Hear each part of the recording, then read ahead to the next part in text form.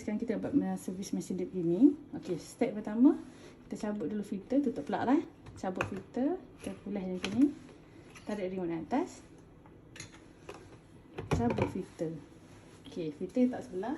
Lepas tu kita gantikan dengan CPU. Okey. Masukkan CPU. Lock balik.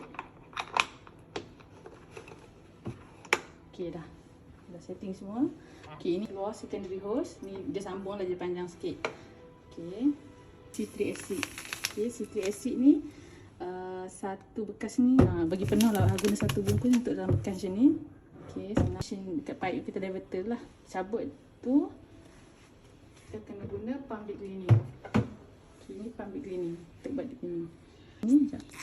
Nampak tak nak panah dekat sini? Tekanan macam tu kan? Tekanan. Maksudnya kalau tekanan ni, ini air daripada deep cleaning lah. So, yang dekat mesin ni kita attachkan dekat sini. Dekat belah kanan ni. Okey, kita ketatkan sebelas. Kita harus ketat. Okey, ini daripada bawah mesin ni kita attach ke belah ni. Yang ni masuk dalam air citric acid. Okey. Jadi air daripada citric acid ni dia akan masuk ke pump ni dan pump ni akan masuk dalam mesin. Dan mesin akan keluarkan balik air dan dia akan sedut air yang sama. Keluar kat sini.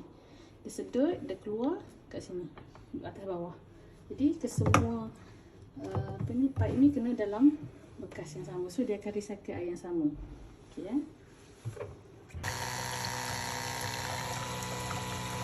So dia akan sedut yang ni masuk dalam mesin. Dia keluar sini dan bawah sini. So dia akan recycle air yang sama. 1 jam. Itu je. Kita buat deep cleaning.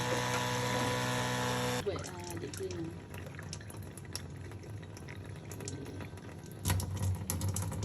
Wow.